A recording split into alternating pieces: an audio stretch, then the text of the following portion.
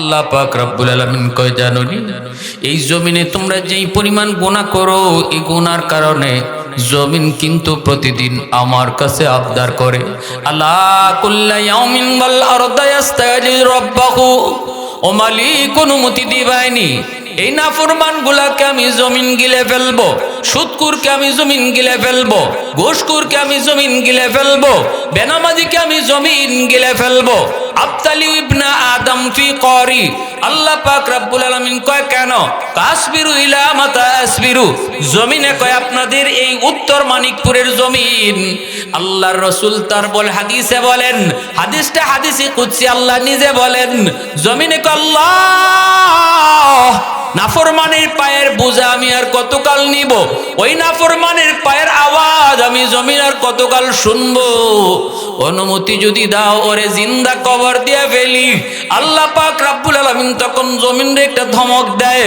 আল্লাহ পাক জমিনে ধমক দেয় এমনি ভাবে আল্লাহ কই সাগর মহাসাগর আমার কাছে আবদার করে সাগরের পানিটাও ডাক দেয় আল্লাহ কক্সবাজার সমুদ্র সৈকতের পারে আইসা কত যুবক কত যুবতী কত গুনার কাজে লিপ্ত হয় আমি পানি দেখি আল্লাহর কতকাল নাফরমানি দেখবো আর কতকাল গুনাহগুলি আমি পানি দেখবো আল্লাহ অনুমতি দিবানি ওই নাপাকগুলিরে আমি পানি যায় ডুবায় দেই নাপাক জমিনটারে আমি পানি যায় পাক বানায় দেই আল্লাহ পাক রব্বুল আলামিন কয় আমি জমিনরে একটা ধমক দেই পানিকে আল্লাহ একটা ধমক দেয় আল্লাহ পানিকে ধমক দিয়ে কয় এই জমিন আল্লাহ ধমক দিয়ে কয় এরে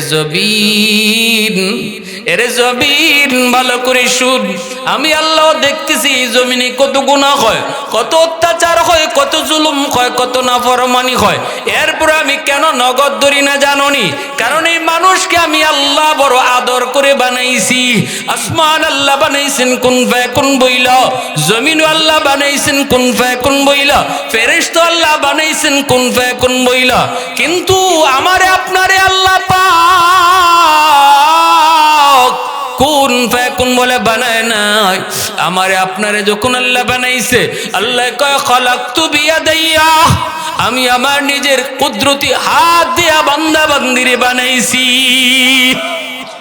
যেই মানুষ আমি আল্লাহ এত আদর করে বানাইলাম ওই মানুষকে ধ্বংস করতে আমি আল্লাহর মায়া লাগে রে জবিন ওই মানুষকে ধ্বংস করতে আমি আল্লাহর মায়া লাগে যতদিন জমিনে কোরআনের শিক্ষা থাকবে যতদিন জমিনে হাফেজে কোরআন হবে যতদিন জমিনে মানুষ সন্তানকে মাদ্রাসায় ভর্তি করবে যতদিন জমিনের ভিতরে আমার কালামের শিক্ষা চালু থাকবে ততদিন আমি আল্লাহ জমিনকে টিকায় রাখবো আসমান আসমানের জায়গায় জমিন জমিনের জায়গায় দাঁড় করে রাখবো আল্লাহু আকবার জোরে কর তাহলে এই জমিন আমার আপনার গুনার কারণে জমিন ধ্বংস হতে চায় আমারও ধ্বংস করে দিতে চায় কিন্তু আল্লাহ পাক ধ্বংস করে না একমাত্র কোরআনের শিক্ষার উসিলা আল্লাহর রাসূল বলেন কুল্লু মাউলুদিন ইউলাদু আলাল ফিতরা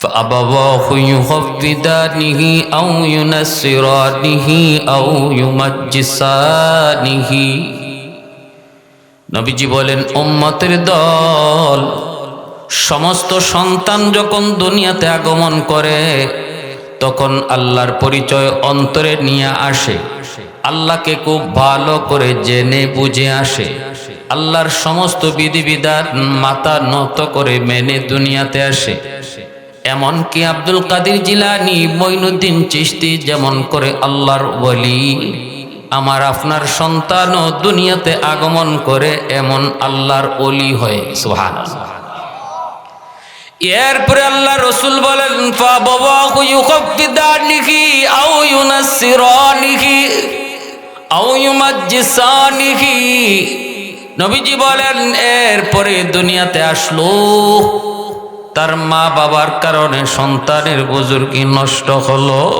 বাপ মার ভুল সিদ্ধান্তের কারণে সন্তানের বুজুর্গি নষ্ট হয় সন্তানের মারিফত নষ্ট হয় এই সন্তানকে ইহুদি বানায় বাপ মা নাসারা বানায় বাপ মা মুশরিক বানায় বাপ মা এই কথাটা আল্লাহর রাসূল বলেছেন আমি বলি নাই মা বাবার ভুল সিদ্ধান্তের কারণে সন্তান ইহুদি হয়, সন্তান নাসারা হয়, সন্তান মুশরিক হয়, সন্তান বেনামাজি হয়, মদকুর হয়, গাঞ্জাকুর হয়, ইয়াবাকুর হয়, নেশাকুর হয়।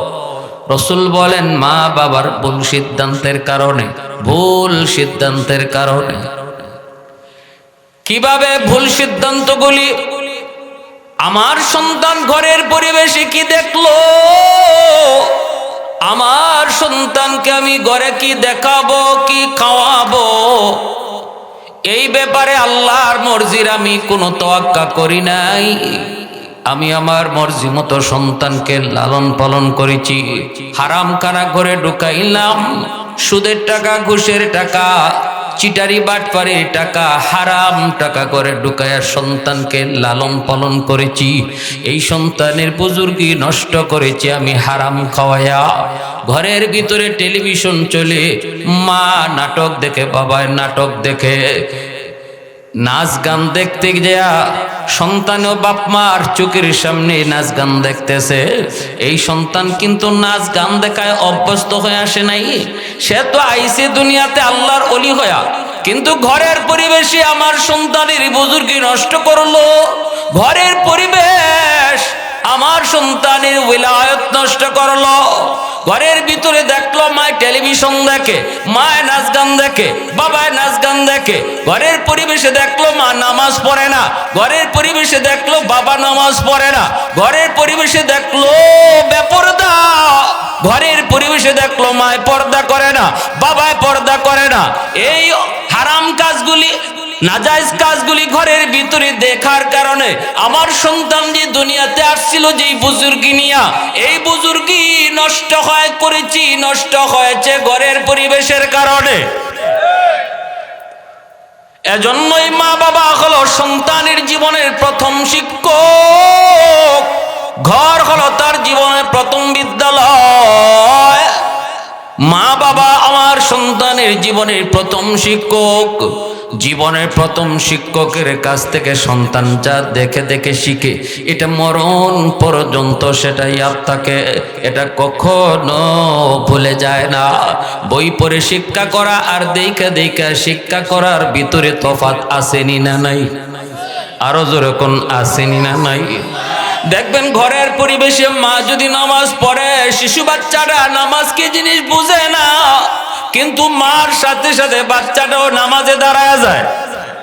ঘরের পরিবেশে মা যদি মাথায় কাপড় পরে চলে, রে যুবক, ছোট্ট মেয়েটা সেও মাথায় কাপড় দেওয়া শিখে যায়, অথচ পর্দা কি জিনিস সে বুঝে না, এখনো পর্দা বুঝে না।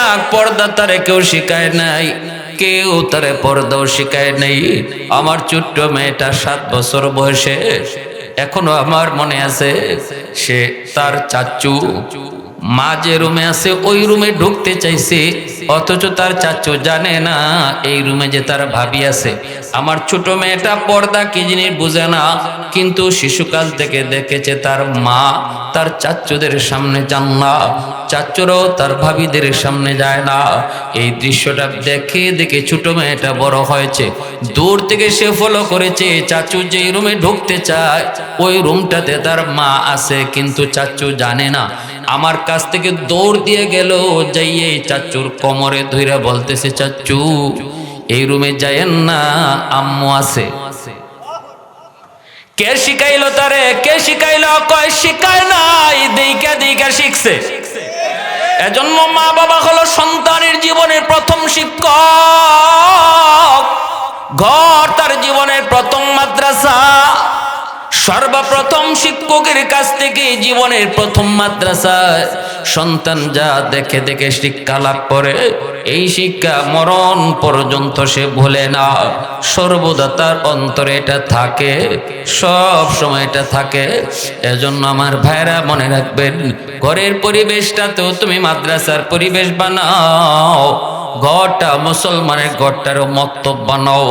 ঘরের পরিবেশে সন্তানকে নামাজ শেখানো বাপ মার দায়িত্ব। ঘরের পরিবেশে শিশু বাচ্চারে কালেমা শেখানো বাপ মার দায়িত্ব। ঘরের পরিবেশে পর্দা কি জিনিস বোঝানো বাপ মার দায়িত্ব। ঘরের পরিবেশে চার কালেমা শেখানো মা বাবার দায়িত্ব। খাওয়ানোর দোয়া ঘুমের দোয়া শেখানো মার দায়িত্ব। ঠিক কিনা জোরে বলেন? ঘুমানোর সময় মা ঘুমাও, সন্তানকে ঘুমের দোয়াটা শিখায় শিখায় ঘুম পাড়াও। খাওয়ানোর সময় খাওয়াও, ডান খাতে খাইতে হয়, দস্তরখানা বিছাইতে হয়, দোয়া পড়তে হয়। দোয়াটা পইরা পইরা শোনায় বাচ্চারে খাওয়াও। শিশুকালে বাচ্চারা যা দেখে দেখে বড় হয়, কারণ শিশুকালটা হলো মানুষের কাদামাটির মতো। কাদামাটির মধ্যে যা কিছু লিখতে চান লিখতে পারবেন, কিন্তু মাটি যদি শক্ত হয়ে যায় তাহলে লিখতে চাইলেও লেখা যায় না। শিশুদের দিল দেমাগ হলো কাদামাটির মতো। কাদামাটির ভিতরে আপনি যা লিখতে চাবেন লিখতে পারবেন। বাচ্চা যদি বড় হয়ে যায়, এরপরে যদি শিখাইতে চান সব কিছু শিখাইতে পারবেন না, কারণ মাটি তখন শক্ত হয়ে গেছে। চারা গাছে পানি দিলে পরে উপকার হয়, গাছ যদি মোটা হয়ে যায় পানি দিলেও কোনো লাভ হয় না। এজন্য শিশুকালটা আমাদের জীবনের মূল একটা বিষয়। গোড়া ফাউন্ডেশন মজবুত একটা বিষয়। এই গোড়া যদি মজবুত থাকে গাছ তত মজবুত হয়, আর গাছের গোড়া যত দুর্বল হয় গাছ তত দুর্বল হয়। এজন্য ভাইরা মনে রাখবেন, আমার আপনার সন্তানের শিশুকালটা অবহেলায় কাটাবে। অবহেলায় অনেক বাবা আছে এমন, হুজুর বুঝে না। আমি বুঝে না মানে আপনি এরকম একটা শর্ট প্যান্ট আর একটা সেন্টু গেঞ্জি পরায় মেয়েটারে নিয়ে আইছেন রাস্তায়, আপনি মসজিদে 5 ওয়াক্ত নামাজ পড়েন সামনের কাতারে বসিয়া, এটা হইল? হুজুর বুঝে না, ছোট মানুষ।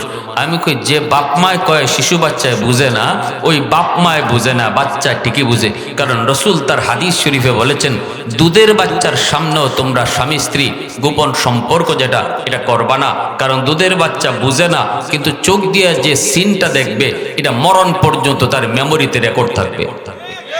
আল্লাহ নবী যদি এই কথাটা বইলা থাকেন, তাহলে আমার বুঝটা বেশি না রসুলের বুঝটা বেশি? আল্লাহ নবীর বুঝ বেশি। আমি বলতেছি বুঝে না, রসুল বলেন রেকর্ড হয়। আমি বলতেছি বুঝে না, রসুল বলেন বাচ্চা যা দেখে তা ভিডিও আকারে রেকর্ড করে, বাচ্চা যা শুনে তা কান দিয়ে অডিও আকারে রেকর্ড করে। যেদিন সাপ্লাই দিবে, এতদিন যা রেকর্ড করাইছি আমি বাপ মা, এটাই সাপ্লাই দিবে। ঘরের পরিবেশে আমি যদি গান বাজাই, গান কানে রেকর্ড হবে। ঘরের পরিবেশে আমি যদি নাচ গান দেখাই, ভিডিও আকারে সেই নাচ গানের বেহায়াপনার চিত্র রেকর্ড হবে। এই বাচ্চা যখন বড় হবে, যদি সে বেহায়া হয়, এর জন্য 1 নাম্বার দায়ী হলো তার মা, তার বাবা। কারণ শিশুকালেই তার বেহায়াপনা দেখায় দেখায় বড় করা হয়েছে।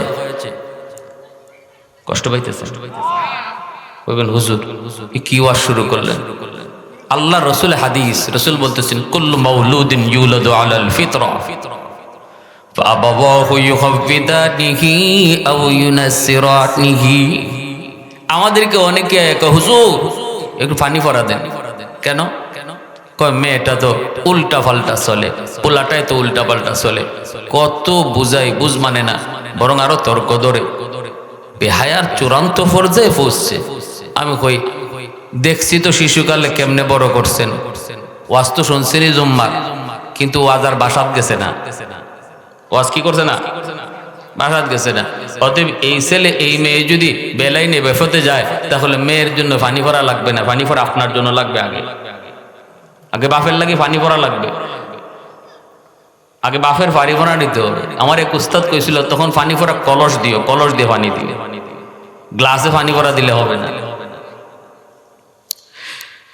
এরপরে স্টেজে আসে, ঘরের পরিবেশটা থেকে পার হওয়ার পরে যখন আমরা পড়ালেখা করাবো, তখনই খুঁজি কেজি স্কুল, তখনই খুঁজি ইংলিশ মিডিয়াম, তখনই খুঁজি আমরা ওই চিন্তা।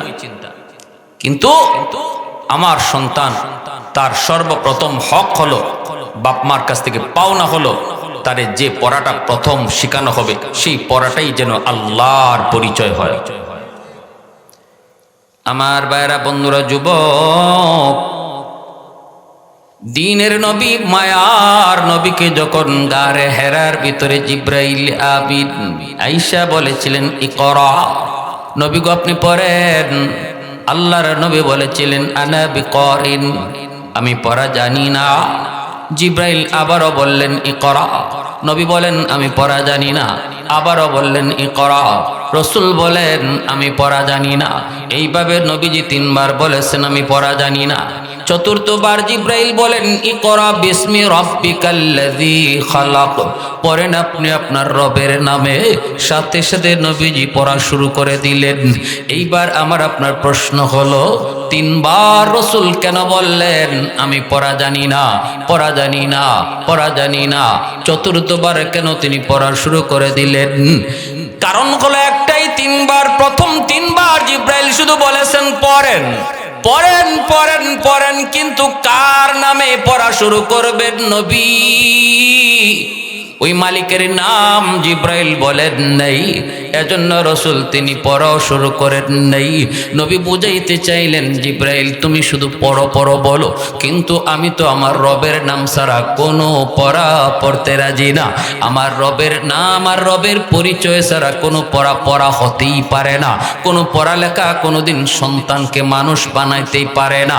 যেই পড়ার ভিতরে আমার আল্লাহর নাম নাই, আল্লাহর পরিচিতি নেই, ওই পড়ায় সন্তান মানুষ হয় না। ডিগ্রি লাভ করতে পারে কিন্তু মানুষের খাতায় নাম উঠবে না।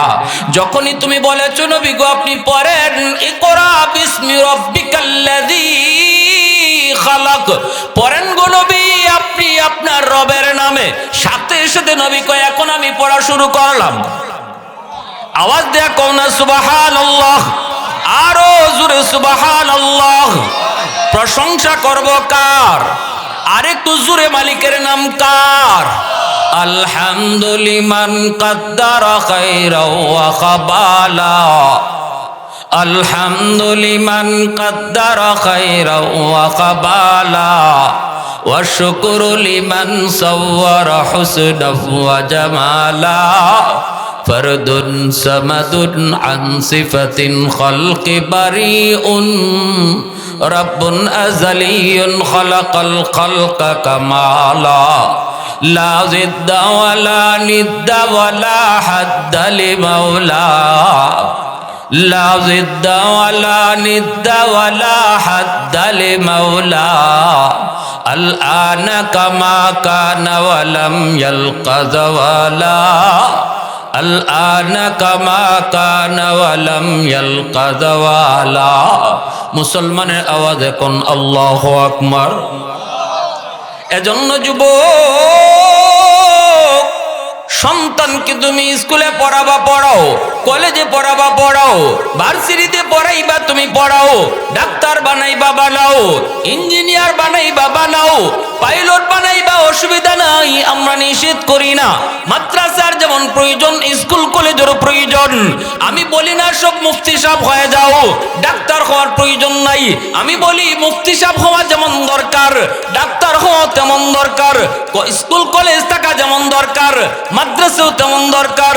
কিন্তু মনে রাখো, আমার সন্তানের ডাক্তার পরিচয় বড় পরিচয় নয়, আমার সন্তানের ইঞ্জিনিয়ারিং পরিচয় বড় পরিচয় নয়, আমার সন্তানের বড় পরিচয় হলো সে মুসলমানের সন্তান। এজন্য শিশুকালে তারা মুসলমানের বাচ্চা বানাও। আগে তারে মাদ্রাসায় পড়াও, আগে তারে আল্লাহর পরিচয় শিখাও, আগে তারে কোরআনের সাথে পরিচয় গঠাও, ইসলাম তারে অন্তর কলিজার ভিতরে ঢুকায় দাও। দেখো না শহীদ উসমান হাদি ঢাকা ইউনিভার্সিটিতে পড়েও সে আল্লাহরে ভুলে নাই, ঢাকা ইউনিভার্সিটিতে পড়েও সে কোরআন ভুলে নাই, ঢাকা ইউনিভার্সিটিতে পড়েও উলামায়ে কেরামের সাথে বেয়াদবি করে নাই। দিলের ভিতরে ইসলামকে লালন করেছে, দিলের ভিতরে কোরআনের প্রেম অন্তরে জমায়ে নিছে। একটাই ছিল কারণ, কারণ তার শিশুকালের পড়ালেখা ছিল মাদ্রাসা দিয়া।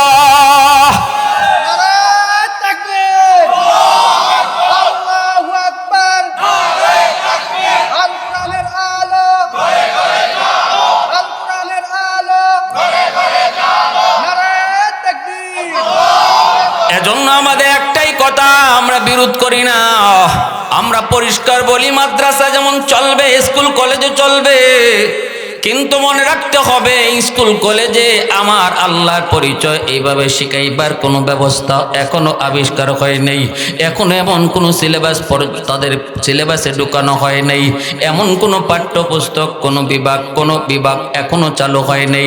এজন্য বলি শুরুটা করো মাদ্রাসা দিয়া, শেষটা হবে ভার্সিটি দিয়া। ঠিক না? জোরে বলেন।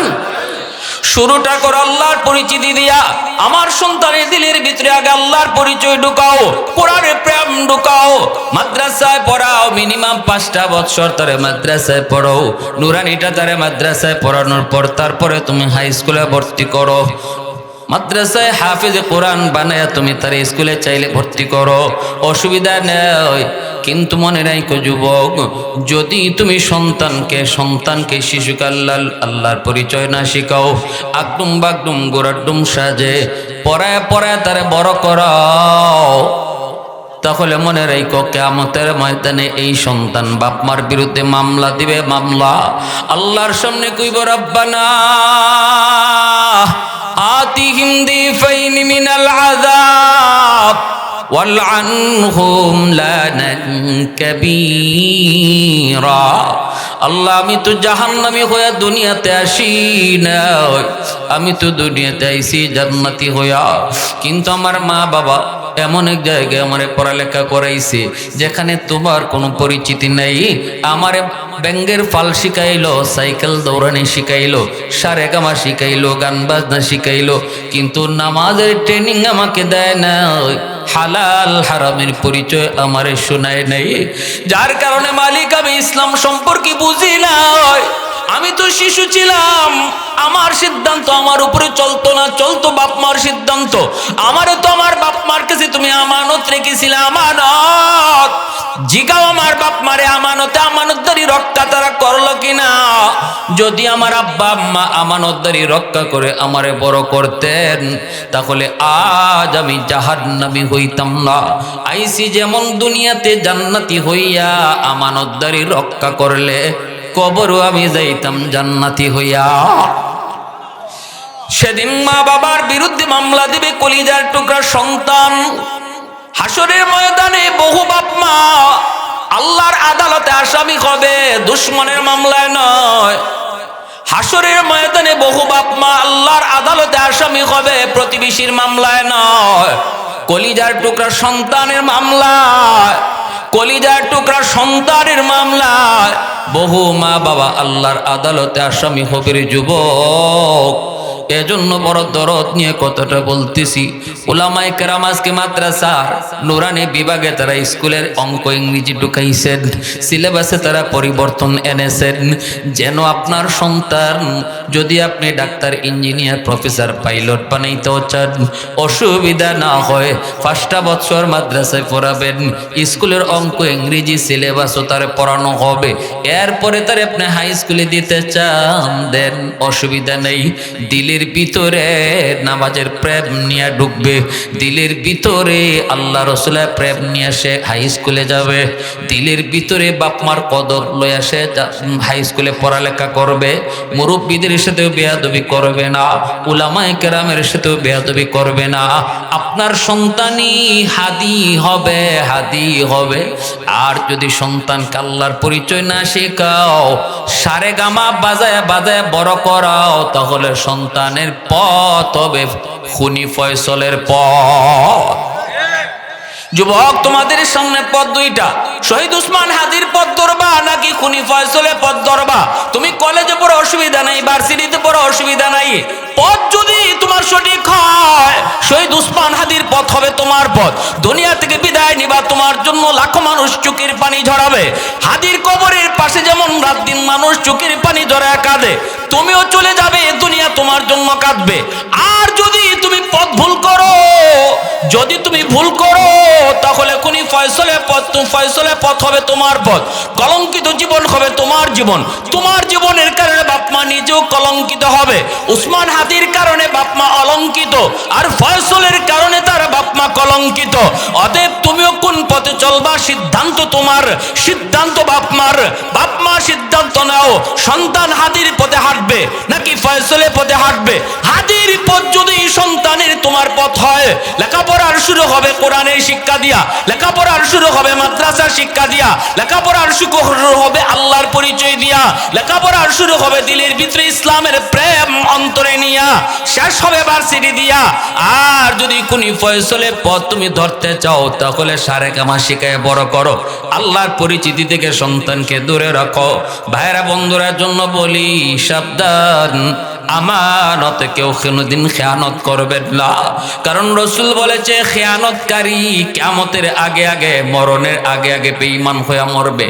লা ঈমানা লিমান লা আমানাতা লাহু, লা ঈমানা লিমান লা আমানাতা লাহু, লা ঈমানা লিমান লা আমানাতা লাহু। রাসূল কয়, আমানতদারি যার নাই তার ঈমান নাই, আমানতদারি যার নাই তার ঈমান নাই, আমানতদারি যার নাই তার ঈমান নাই।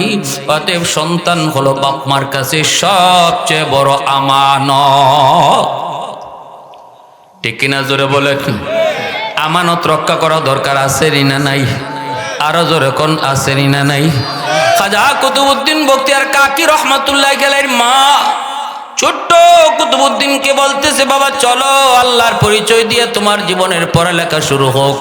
উস্তাদের সামনে আইনা বলতেছেন, উস্তাদজি আমার সন্তানকে আপনি আলিফ বা তা সা শিখাইয়া দেন, আমার সন্তানকে আল্লাহর পরিচয় শিখান, আমার সন্তানকে আপনি ইসলামের শিক্ষা দেন। আমরা যে মক্তবে 1 ঘন্টা সকালবেলা দুপুরবেলা পড়াই, এর দ্বারা কিন্তু আমাদের আমানতদারির আদায় হবে না। মক্তবে 1 ঘন্টা পড়ানির দ্বারা এই মুসলমানি শিক্ষা লাভ হয় না। ইসলামের মৌলিক জ্ঞান শিক্ষা করা কোনোদিন সম্ভবই না। কারণ 1 ঘন্টা 200-150 ছাত্রকে হুজুর 1 ঘন্টা পড়াইব, কখন পড়া দেয় কখন পড়া নেয় খোঁজ নিছেননি? ছোট ছোট বাচ্চারা ঝগড়া করে, কিলাকিলি ঘুষাঘুষি করে, এই ঘুষাঘুষির মামলা ভাঙতেই হুজুরের 1 ঘন্টা যায়। ঠিক না? হুজুর আমারে মারছে, আমারে খুসা দিছে, এই মামলা ভাঙতে ভাঙতে এটার বিচার করতে করতেই তো 1 ঘন্টা শেষ। হুজুর পরে দিব কখন, পড়া নিব কখন, শুনাইব কখন? আমরা তো অনেক বাবা মনে করতেছি, মা মনে করতেছি, আমার বাচ্চারা আমি কোরআন মক্তবে 1 খতম দেওয়াইছি। নো, 1 খতম দেওয়াইছেন মক্তবে, এর দ্বারা তার যে ফরজিয়াতগুলা, সে যে মুসলমানের সন্তান, তার মুসলমানি শিক্ষা লাভ হয় নাই। মুসলমানি যদি শিক্ষা লাভ করাইতে হয়, দিলের ভিতরে যদি ইসলামের প্রেম ঢুকাইতে হয়, আর মৌলিক জ্ঞান যদি তার অন্তরে ঢুকাইতে হয়, তাহলে মিনিমাম 5টা বৎসর মাদ্রাসায় শিশুকালে পড়াইতে হবে। কয় বৎসর? নুরানি 5 বৎসর, 1 2 3 4 5 5 বৎসর নুরানি মাদ্রাসায় পড়ান। এর পরে কইবেন যে হুজুর তারপরে আমি স্কুলে দিয়ে তাহলে যে আবার স্কুলে 1-এ ভর্তি করতে হইব? নো, স্কুলে 6-এ ভর্তি হইতে পারবে, কারণ মাদ্রাসার 5 পর্যন্ত নুরানিতে এখন স্কুলের সিলেবাস ঢুকানো হয়েছে, সেম সিলেবাস অঙ্ক ইংরেজি। যে ইংরেজিটা ফৌরে স্কুলে পড়তো, এই ইংরেজিটা এখন মাদ্রাসার নুরানি ফৌরে এসে পড়তেছে, এবং ভালো টিচার দিয়া। শুধু আপনাদের দিকে খেয়াল করে যে মুসলমানের সন্তানের লেখাপড়া শুরু হবে স্কুল দিয়া নয়, মুসলমানের সন্তানের লেখাপড়া শুরু হবে মাদ্রাসা দিয়া। শুধু এই চিন্তা করে। খাজা কুতুবউদ্দিন বখতিয়ার কাকি রহমতুল্লাহ আলাইহি, মঈনুদ্দিন চিশতি রহমতুল্লাহ আলাইহির সুযোগ্য শাগরিদ, বহুত বড় আল্লাহর ওয়ালি। উস্তাদজির কাছে তার মা যায় বলতেছে, উস্তাদজি আমার সন্তানকে আপনি আলিফ বা শিখান, ইসলামের মৌলিক জ্ঞান শিখায় দেন, কোরআন পড়া তার শিখান। এই বইলা মা চলে আসছে। এবার উস্তাদের ডাক দেখো, বাবা কুতুবউদ্দিন পড়ো আলিফ বা তা সা। ছোট্ট বাবু কুতুবউদ্দিন উস্তাদের সামনে বলতেছে, না গো উস্তাদজি, আলিফ বা নয়, আলিফ লাম মিম,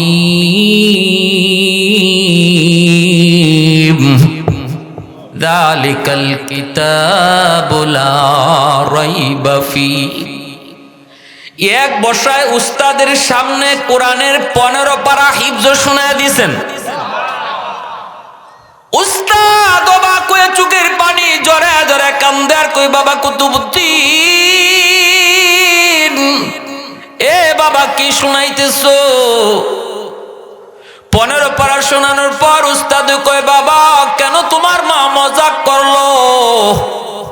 15 পারার হাফেজ তুমি, আর তোমার মা আমাকে বলতেছে আমার কুতুবউদ্দিন কালী বা তাসা শিখায়া দেন। মার কাছে যায় প্রশ্ন করলে মা পর্দার আড়াল থেকে চোখের পানি জরে জরে মা কান্দার কয়, উস্তাদজি ওদার কসম আমি মা নিজেও জানি না আমার ছোট্ট কুতুবউদ্দিন কেমন করে 15 পারার হাফিজ হলো।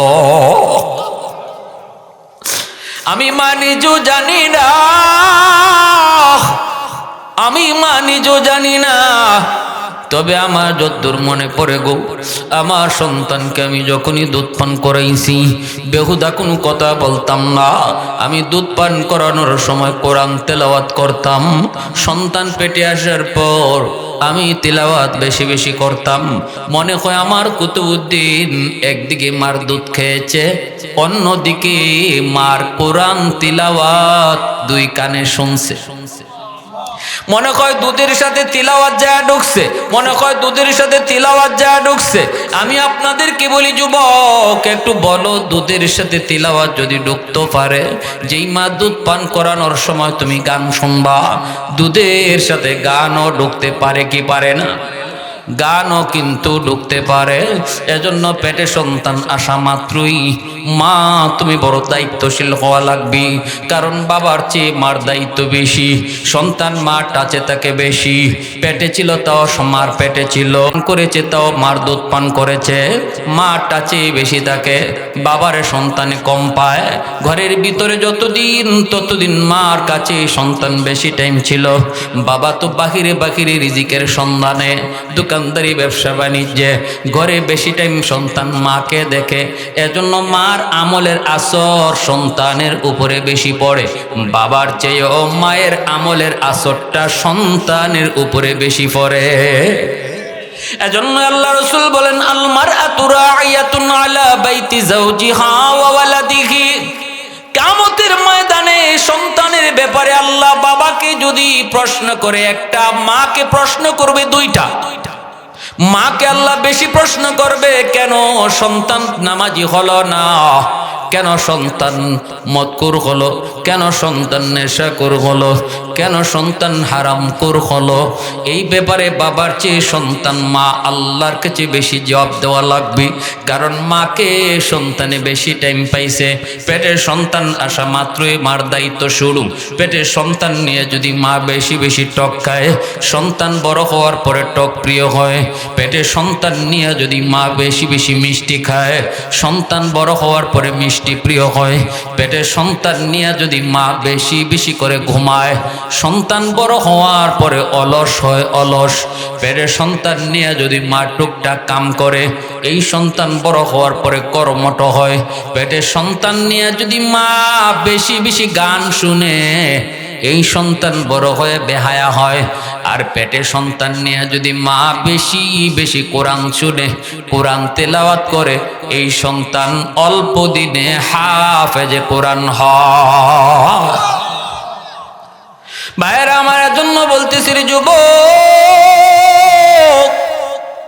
আমার সন্তানকে আমি কোথায় পড়ালেখা করাবো, এই ব্যাপারেও বাপ মার কোনো সিদ্ধান্ত চলবে না, সিদ্ধান্ত চলবে আল্লাহর। আল্লাহ কই তোমার প্রথম দায়িত্ব হলো সন্তানকে ওই জায়গায় পড়ালেখা করাও যেখানে আমি আল্লাহর পরিচয় তারে দিনরাত শেখানো হয়, যেখানে আমার কালাম তারে পড়ানো হয়। কলিজার ভিতরে আগে আমার প্রেম ঢুকাও, কলিজার ভিতরে আগে কোরআনের প্রেম ঢুকাও, কলিজার ভিতরে আগে মুসলমানি বালা করে ঢুকাও। এরপরে জেনারেল শিক্ষায় তুমি দিতে চাও দাও, অসুবিধা নাই, অসুবিধা নাই। ভাইরা বন্ধুরা জন্যই তো মনে রাখবেন, আর যদি আপনার সন্তানকে আপনি হাফেজ আলেম বানাইতে চান, যদি মনে করেন না আমার সন্তানকে আমি বানাবই হাফেজ, বানাবই আলেম, তাহলে তো নূরুন আলা নূর, এর উপরে বাপ্পার কোনো সুন্দর সিদ্ধান্ত হয় না। কারণ যেই বাবার সন্তান হাফেজে কোরআন, যেই মার সন্তান হাফেজে কোরআন হয়েছে গো, পৃথিবীতে ওই বাপ মার চেয়ে ভাগ্যবান আর দুনিয়াতে কেউ নেই। যেই সন্তানের যেই বাপ মার সন্তান মুফতি সাহেব হয়েছে, আলেম হয়েছে, ওই বাপ মা হাসরের ময়দানও আল্লাহর কাছে কেমন দামি হবে জানেননি? হাসরের ময়দানে আল্লাহ পাক হাফেজের বাপ মারে, আলেমের বাপ মারে আল্লাহ নাম ধরে ডাক দিবেন না, আমারে আপনারে আল্লাহ নাম ধরে ডাক দিবি। নেমনে ডাক দিবে আব্দুর রহিম, আব্দুল করিম, এভাবে আল্লাহ নাম ধরে ডাক দিব। কিন্তু একজন হাফেজের বাপ মা, আলেমের বাপ মাকে আল্লাহ রসুল কয় আল্লাহ নাম ধরে ডাক দেয় না, আল্লাহ ডাকটা দিব ও হাফেজ সাহেবের আব্বা, ও মুফতি সাহেবের আম্মা। দুনিয়ার মানুষ তারে যেইভাবে ডাকছে, দুনিয়ার মানুষ তারে যেইভাবে ডাক দিয়েছে, ওইভাবে হাসরের মাঠে আল্লাহ ডাক দিবে। দুনিয়া তো একজন মুফতি সাহেবের আব্বারে কেউ নাম ধরে ডাক দেয় না, হাফিজ সাহেবের আব্বারে নাম ধরে ডাক দেয় না। হাফিজ সাহেবের আব্বা, মুফতি সাহেবের আব্বা কয়া যেমন ভাবে ডাক দেয়, হাসরের মাঠেও আল্লাহ এইভাবে ডাক দিবে। আর আল্লাহ পাকের হাতে একটা মুকুট থাকবে, মুকুট। আল্লাহ এই মুকুটটা যেন কারে পরাইতে চায়, আল্লাহ তখন কইব কোথায় তোমরা বাপ মারা একটু আসো। নবীর বাপ মা এসে কইব মালিক এই যে আমি অমুক নবীর আব্বা, অমুক নবীর আম্মা। আল্লাহ বলবেন আমি কোন নবীর বাপ মারে তালাশ করি না গো, আমি কোন নবীর বাপ মারে খুঁজি না। সাথে সাথে একজন মুফতি সাহেবের আব্বা, হাফিজ সাহেবের আম্মা কইব আল্লাহ আমাদেরকে চিনেননি। আল্লাহ কইব তোমরা কারা? কই আমি অমুক হাফিজ সাহেবের আব্বা, অমুক আলেমের মা। তখন আল্লাহ পাক হাসরবাসীর সামনে কুদরতি মুস্কি হাসিটা দিয়া আল্লাহ কইব আমি তো তোমাদেরকেই খুঁজতেছি। মান করা আল কুরআন ওয়া আমিলা বিমা ফিহি উলবিসা ওয়ালিদাহু তাজান ইয়াউমাল কিয়ামা দাউহু আহসানু মিন দাউইশ শামস। আল্লাহর নবী বলেন কিয়ামতের ময়দানে আল্লাহ পাক ওই হাফেজ আলেমের বাপমার মাথায় আল্লাহ পাগড়ি পড়াবে। কেন পড়াবে? দুনিয়ার জমিনে তার সন্তানের মাথায় পাগড়ি পরাইছি, দুনিয়ার মানুষ তার উস্তাদগণ পাগড়ি পরাইছে। যেই ছেলেটা হাফেজ হয় আমরা তার মাথায় পাগড়ি পরাই, কিন্তু আল্লাহ কয় ওই মা বাপের মাথায় পাগড়ি পরাইমু আমি আল্লাহ নিজে। আরেকটু আস্তে করুন সুবহানাল্লাহ, আর একটু জোরে করুন না সুবহানাল্লাহ। আল্লাহ পাকের কুদরতি হাতে পাগড়ি পরব হাফেজ সাহেবের আব্বা আম্মায়, আলেমের বাপ মায়। আল্লাহু আকবার, জোরে কর। এটা একটু কল্পনা শুধু করেন, দেখবেন শরীরের পশমটা আপনার দাঁড়ায় গেছি, অনুভূতিটা যদি একটু অন্তরে আসে, হায় রে আমার মালিক আমার নিজের হাতে তার আমার পাগড়ি পরাইতেছি। এই কল্পনা কার অন্তরে যদি দিলের মতো বসাইতে পারে সে দেওয়ানা হয়ে যাবে, পাগল পরা হয়ে যাবে। যেমনি ভাবে রোজাদারদেরকে আল্লাহ পাক কিয়ামতের ময়দানে নিজের হাতে ইফতার করাইব। আল্লাহ নিজে কইছে সাওমুলি ওয়া নাজজি বিহি ওয়া ফি রিওয়ায়াতিন উজজা বিহি।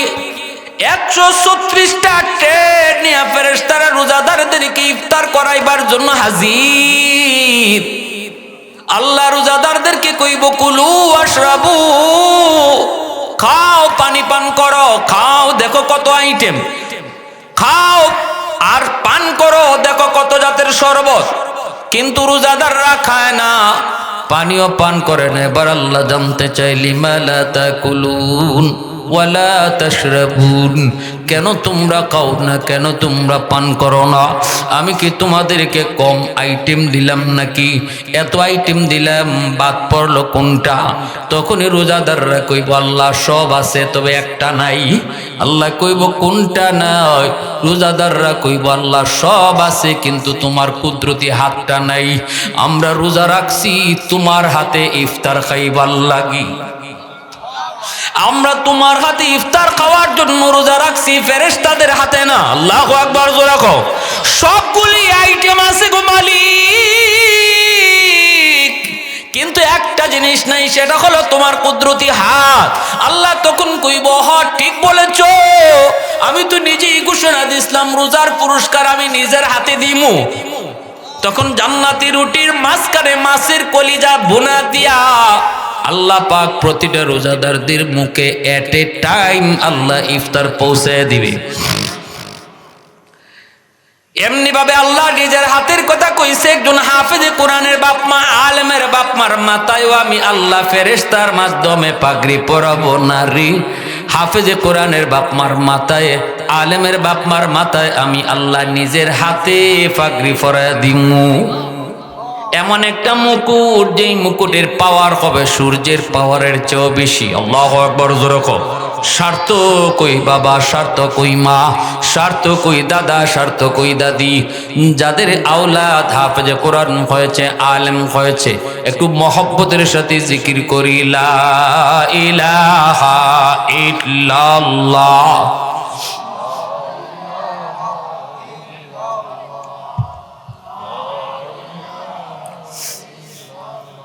मोहब्बत आवाज दिया ला इलाहा इल्लल्लाह।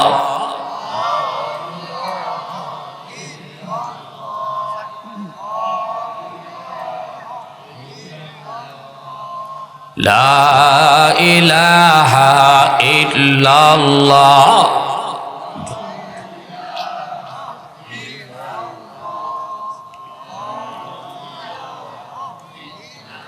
ला इलाहा इल्लल्लाहु मुहम्मदुर रसूलुल्लाह। जुरे सुरे बोली सल्लल्लाहु अलैहि वसल्लम। एक हादीस शरीफ अल्लाह रसूल बोलेन, इन्नल आलिमा यस्तगफिरु लहु मन फिल अर्द व मन फिस समा हत्तल हीतानु फी जौफिल मा वफी रिवायतिन अन्नमलतु फी जुहनिहा औ कमा क़ालन नबिय्यु अलैहि सलातु वस्सलाम। नबीजी बोलेन, उम्मतेर दल জানোনি, যারা মাদ্রাসায় পড়ে, যারা আলেম হয়, যারা হাফেজ হয়, যেই সমস্ত মা বাবা সন্তানকে মাদ্রাসায় দিছে হাফেজ আলেম বানাইবার নিয়তে, আল্লাহ রসুল বলে এদের উসিলায় আল্লাহ পাক আসমান জমিন টিকায় রাখছে। রসুল বলতেছেন, আমার কথা না, নবীজির কথা।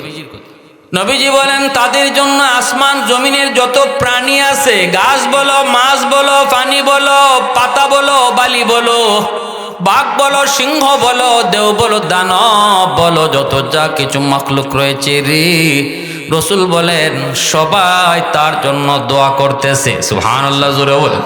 ওই হাফেজ সাহেবের জন্য তারা দোয়া করে। কারণ কি? রসুল বলেন, জানুনি কেন করে? মাসে কেন দোয়া করে? মাসে কয়, আল্লাহ হাফেজ সাহেবের হায়াত তুমি বাড়ায় দাও, সমাজে তুমি হাফেজে কোরআনের সংখ্যা তুমি বাড়ায় দাও, আলেমে দ্বীনের সংখ্যা তুমি সমাজে বাড়ায় দাও। রসুল বলেন, এই দোয়াটা তোমার ঘরের এই ফালঙ্গাও করে, বাসও করে, মাটিও করে, ফাতায়ও করে, দেও দানব সহ জিন ইনসান ফেরেশতা সবাই এই দোয়া করে, ফেরেশতারও এই দোয়া করে। কেন করে? রসুল বলেন, মাসে জানে জমিনে যতদিন হাফেজ সাহেব থাকবো, আলিম থাকবো, কোরআনের শিক্ষা থাকবো, কোরআনের আওয়াজ থাকবো, ততদিন আল্লাহ পাক কিয়ামত ঘটাবে না, জমিন ধ্বংস করবেন না। যতদিন পর্যন্ত কোরআনের শিক্ষা জমিনে চলবো, ততদিন পর্যন্ত আসমান, আসমানের জায়গায়, জমিন, জমিনের জায়গায় আল্লাহ দাঁড় করে রাখবো। আল্লাহ পাক আযাব গজব দিয়ে ধ্বংস করবে না। এজন্য মাসে আল্লাহ জমিনে যেই পরিমাণ গুনাহ হইতেছে, যেই পরিমাণ গুনাহ হয়, যেই পরিমাণ গুনাহর আয়োজন হয়, বহু আগেই জমিন ধ্বংস হয়ে যাওয়ার কথা।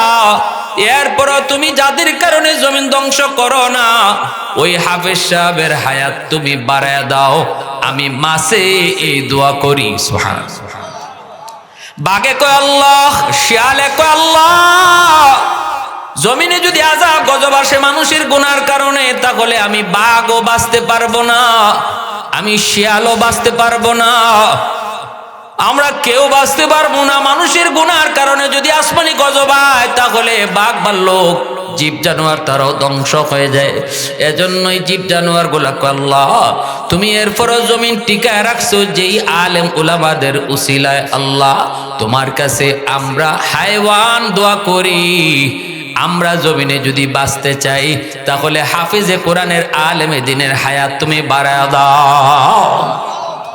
মাসি কোথা করে আল্লাহ আমি মাসের হায়াত বাড়ায় দাও, মাসি দোয়া করে না, মাসে দোয়া করে আল্লাহ মাদ্রাসার হায়াত বাড়াও, আলেমের হায়াত বাড়াও। কারণ মাসে জানে, ফিফরায় জানে হাফিজে কোরআনে হায়াত বাড়লে আর আলেমের হায়াত বাড়লে, মাদ্রাসার হায়াত বাড়লে আমি মাসের ফিফরার হায়াত অটো আল্লাহ বাড়াই দিব। বুঝে আইসিনি ভাই? এজন্যই খাঁটি আল্লাহওয়ালা যারা, আল্লাহর ওলি যারা, তারা যেখানে যেতেন সেখানে যেয়ে আগে মাদ্রাসা তৈরি করতেন। আমাদের মুরব্বীরা, আমাদের বুজুর্গরা, আমাদের উস্তাদগণ তারা গেছেন এক জায়গায় বহু সফরে গিয়ে আগে জিজ্ঞেসেন ভাই এখানে মাদ্রাসা আসেনি? না, ইয়া আল্লাহ, সবাই নিয়ে বসে গেছেন, বসে বলতেছেন একটা মাদ্রাসা লাগবে। কারণ তিনি বলতেছেন যে আল্লাহর কাছে মাদ্রাসা হলো আসমানের খুঁটি। সুবহানাল্লাহ, আসমানের খুঁটি।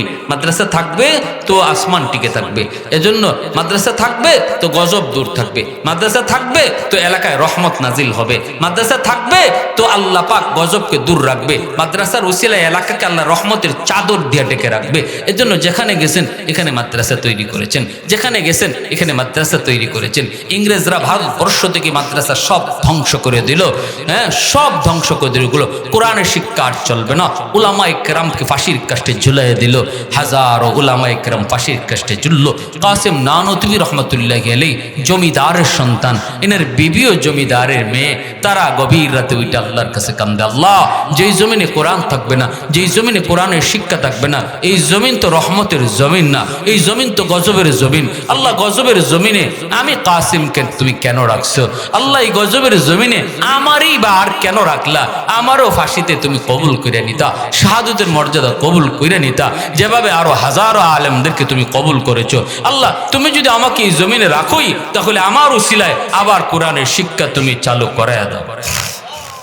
এই এই বাচ্চারা ফাঁকো, এই যে তুমি এদিকে না, উঠো উঠো উঠো উঠো উঠো উঠো, ওখানে আসো, ওইদিকে এইদিকে আসো, ওইদিকে ওইখানে আসো, ওখানে আসো, এই মাঝখানে যে, এই যে এই তুমি মাঝখানে যাও, মাঝখানে যাও, ওই যে পিছনে যাও, তুমি পিছনে যাও, ফাঁক আরে চারজনকে ফাঁক ফাঁক করে বসাই দেন, দুই হাত দূর দূর বসাই দেন। তোমরা দুইজন আলাদা হও, একদম পালা, একদম পালা।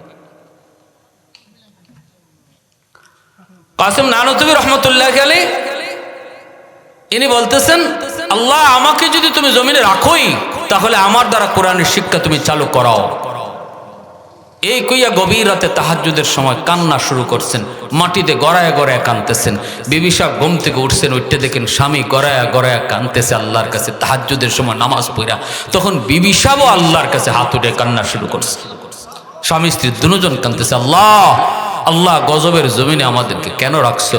আল্লাহ আমাদেরকেও তুমি শাহাদতের মরণ কবুল করলা না কেন? রাখছোই যখন রহমতের জমিন বানাও। সুবহানাল্লাহ, আল্লাহ গজবের জমিনে থাকবো না, রহমতের জমিন বানাও। এই কইয়া তারা কান্না করে শুরু করে সকালবেলা বের হয়ে গেছে মানুষের বাড়িতে ছাত্র কালেকশন করার জন্য, তিনি কোরআন পড়াবেন। একজন বাপ মাও দিতে রাজি হয় না, কয় হুজুর দিতে তো মন চায় কিন্তু ভয়, ইংরেজরা যদি টের পায় তাহলে গুলি করে মেরে ফেলবে। কাসিম নানতুবি বলেন, ভয় পেও না, আমি গভীর রাতে আমার ঘরে তাদেরকে কোরআন পড়াবো গো, কেউ দেখবে না, কেউ শুনবেও না। পাকপাকালি মানব দানব সবাই যখন ঘুমায় পড়বে তখন আমি তাদেরকে কোরআন শিক্ষা দেব, ইংরেজরাও টের পাবে না। এই কথা বইলা তিনি কয়েকজন ছাত্র কালেকশন করে নিজের ঘরে নিয়ে আসলেন, ঘরটারই মাদ্রাসা বানালেন, নিজে উস্তাদ হয়ে তিনি তাদেরকে পড়াইতেছেন, কোরআনের শিক্ষা চালু করে দিলেন ঘরের মধ্যেই। এইদিকে বাচ্চাগুলি তারা গভীর রাতে উস্তাদের কাছে পড়ে, দিনের বেলা ঘুমায়, কেউ টের পায় না, ঘর থেকে বের হয় না। বিবি সাহেব পাক করে করে তাদেরকে খাওয়ায়, একই করে মাদ্রাসা, একই করে পড়া, একই করে খানা। কিছুদিন চলার পর বিবি বলতেছে, স্বামী গো, ও স্বামী আর তো ঘরে কোনো খাবার নাই, এখন আমি বাচ্চাদেরকে কি খাওয়াবো? ও গো স্বামী কি খাওয়াবো? ঘরে তো কিছুই না, খাওয়াবো কি? কাসিম নানতুবি বলে, বিবি এমন কথা বলো না, কারণ এরা আমার নবীর মেহমান। নবীর মেহমানরা খাবে না, হতেই পারে না। যেই মেহমানদের উসিলায় আল্লাহ পাক জমিন টিকায় রাখলো, এই মেহমানরা না খায় থাকবে এমন কথা তুমি কইও না। অলংকার যেগুলা ছিল গো বিবি বিয়ের সময়, সে অলংকারগুলি দিবানি। সাথে সাথে জমিদারের মেয়ে কাসিম নানুতুবির বিবি অলংকারগুলি স্বামীর হাতে তিনি তুলে দিয়েছেন। যেরকম সুবহানাল্লাহ। এই দিয়া ছাত্রদের জন্য তিনি খানার ব্যবস্থা করলেন।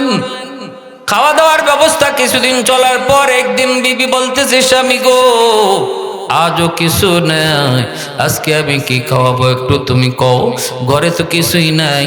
কাসিম নানুতুবি তখন কান্দের কয়, বিবি ওই যে দেখো আমার মাথায় তুমি একটা গামছা পেঁচায় দাও, আমি এই গামছাটার মধ্যে একটা টুকরি নিব, এই টুকরি নিয়ে বাজারে যাব। মানুষ তরমুজ খায়া খায়া যে খোসাগুলি ফালাইছে, এই খোসাগুলি আমি এই টুকরির মধ্যে উঠায় নিয়ে আসবো। আর তুমি টুকরিটার এই তরমুজের খোসাগুলিকে টুকরা করে করে গরম পানিতে বিসমিল্লাহ কইয়া সারবা। এই বইলা কাসিম নানুতুবি টুকরি মাথায় লইয়া তিনি বাজারে হাঁটেন। মানুষ যে তরমুজ পালাইছে, তরমুজের খোসাগুলা উঠে উঠে মাথায় নিলেন, বিবির কাছে আইনা দিলেন। খোসাগুলি টুকরা করে করে গরম পানিতে ফালাবেন। বিবি কই, স্বামী গো তেল কোথায়, লবণ কোথায়, মশলা কোথায়? কাসিম নানুতুবি কই, বিসমিল্লাহ কইয়া ঢালো, তোমার তেল লবণ পানির কাম দিবি। বিসমিল্লাহ বিসমিল্লাহ কইয়া তিনি ঢাললেন, পানি গরম করতেছেন। এইদিকে তিনি ছাত্রদেরকে পড়াইতেছেন। কিছুক্ষণের ভিতরে ছাত্ররা একজন আরেকজনের দিকে তাকায়, কিরে কি ব্যাপার, এত সুস্বাদু হালুয়ার গ্রান, এত সুস্বাদু হালুয়ার গ্রান কোত্থেকে আসলো? এইবার কাসিম নানুতুবি তিনি দৌড়াইয়া পাকের ঘরে আইসা বলতেছে, বিবি গো কি এমন পাক করেছো, জীবনে কত হালুয়া খাইলাম, কত হালুয়ার গ্রান পাইলাম, কিন্তু এমন হালুয়ার গ্রান জীবনে কোনোদিন তো পাই নেই। এ তো দুনিয়ার কোনো খানা না, বিসমিল্লাহর বদৌলতে খানাটা জান্নাতি খানা হয়ে গেছে। বিসমিল্লাহর বদৌলতে আর তোমার আমার ইখলাসের বদৌলতে এই খানা জান্নাতি খানা হয়ে গেছে। এর একদিন পরে আবার বিবি বলতেছে, আজকে কি খাওয়াবো? কাসিম নানুতুবি কয়, না ওই যে দেখো রেলগাড়ি আইতেছে, আওয়াজ শোনা যায়। রেলগাড়ি থামার পরে কিছু লোক বড় বড় পূজা নিয়ে দাঁড়ায় থাকবে, আর কুলি কুলি কয়ে ডাকবে, আমার মাথায় তুমি একটা সিরা গামছা পেঁচায় দাও। সেরা গামছা মাথায় লইয়া আমি কুলিগিরি করতে রাজি আছি, তবু আমার নবীর মেহমানদেরকে কষ্ট দিতে রাজি না। কারণ রাসূল বলেছে, এদের উসিলায় আল্লাহ পাক আসমান জমিনের সমস্ত মাখলুকরে আল্লাহ খাওয়াইতেছে। যাদের উসিলায় আল্লাহ সবাইরে খাওয়ায়, তারা যদি না খায়া থাকে কি জবাব আল্লাহর কাছে দিব গো বিবি? এই বইলা মাথার মধ্যে সেরা গামছা লইয়া তিনি রেল স্টেশনে আইসা বলতেছেন, আমি কুলি, আমি কুলি, আমাকে দিয়ে কেউ বোঝা টানাইবানি। আমি কুলি, আমি কুলি, আমাকে দিয়া কেউ বোঝা নিবাইনি। হঠাৎ করে একটা লোকে ডাক দিয়া কয়, এ কুলি এদিকে আয়। কাসিম নানুতুবি তিনি পাশে গেছেন, কারণ আল্লাহর ওলি দেখতে নামে যত বড়, মানুষ তত বড় ছিলেন না। গায়ের শক্তিও ছিল তার কম, গায়ের শক্তি কম, দেখতেও ছোটখাটো। এজন্য এই লোকটা কইতেছে, তুমি আমার এই বোঝাটা নিতে পারবা কিনা? কাসিম নানুতুবি বলতেছে, পারবো ইনশাআল্লাহ। লোকটা কয়, না তোমার গায়ে শক্তি কম, পারবা না। কাসিম নানুতুবি কয়, না রে ভাই আমি পারবো, আমার মাথায় তুইলা দাও। এই মানুষটা তো আর জানে না ইনি কাসিম নানুতুবি, ইনি ভারতের সবচেয়ে বড় আলেম, সবচেয়ে বড় আল্লাহর ওলি। এই পরিচয় তো লোকটা জানে না, কারণ নাম জানে অনেকেই কাসিম নানুতুবি, কিন্তু মানুষ চিনে না, মানুষ চিনে না। ইংরেজরাও নাম জানতো কিন্তু মানুষ চিনতো না। আল্লাহু আকবার, জোরে কও। ইংরেজরাও কাসিম নানুতুবি নাম জানতো কিন্তু মানুষ চিনতো না। এজন্য কাসিম নানুতুবি এদের চোখের সামনে কয়েকবার তিনি চলে গেছেন, ইংরেজরা টের পায় নাই। কারণ এরা মনে করতো এমন ছোটখাটো একটা মানুষ কাসিম নানুতুবি হয় কেমন করে, যার ভয়ে ইংরেজরা পর্যন্ত ভয় পায়। আল্লাহু আকবার জোরে কর। লোকটাই কয় ভাই পারবানি? কাসিম নানুতুবি কয় পারবো ইনশাআল্লাহ, আমার মাথায় বোঝাটা কোনো রকম তুইলে দাও। এই লোকটা উঠায় দিল কাসিম নানুতুবির মাথায় বোঝা। উনি মনে করেছেন বোঝাটা হয়তো আধমন এক মন, কিন্তু বোঝাটা মাথায় লওয়ার পর তিনি টের পাইছেন বোঝাটা 2.5 মনের উপরে। যেই মাত্র মাথায় লইছেন এমনি ঘাটটা মট করে উঠছে। কাসিম নানুতুবি চোখের পানি জোড়া কান্দে আর কয় মালিক জীবনে কোনোদিন মাথায় বোঝা তুলি নাই, কারণ বাপদাদার এমন বাপদাদার ঘরে জন্ম নিয়েছি বোঝা মাথায় নিতে হয় নাই, জমিদারের পুত আমি। ও মালিক আজকে মাথায় বোঝা নিছি আমার জন্য না, তোমার নবীর মেহমানদের খাতিরে। যারা কোরআন পড়ে, যারা কোরআন শিখে, এরা তো তোমার নবীর মেহমান। আল্লাহ এই বোঝা মাথায় নেওয়া আমার কাম, জায়গা মতো পৌঁছায় দেওয়া তুমি আল্লাহর কাম। এই বইলা মাথায় তুইলা তিনি হাঁটা শুরু করলেন। মালিক পিছনে পিছনে যায় আর ভয়ের ভিতরে আছে লোকটা কোথায় জানি এই বোঝাটা ফালায় দেয়। একটু পরে মালিক মাথার দিকে তাকায় দেখে আল্লাহু আকবার, কার মাথায় বোঝা তুইলা দিলাম। ওই মানুষটার মাথা থেকে অর্ধ হাত উপরে এই বোঝাটা শূন্যের উপর দিয়ে ভাসতেছে। আরো জোরে কও না সুবহানাল্লাহ, আরো জোরে কও না সুবহানাল্লাহ। मैं तालिब मौला हो मेरे इश्क निराला, मैं तालिब मौला हो मेरे इश्क निराला, है जुमला जहां जिनके तजल्ली से उजाला, है जुमला जहां जिनके तजल्ली से उजाला, मादर दो जहां गैर खुदा यार नदारे, जुजियात खुदा ही चिदिगर कार नदारम, जुजियात खुदा ही चिदिगर कार नदारम। आवाज देखो ना, अल्लाहु अकबर।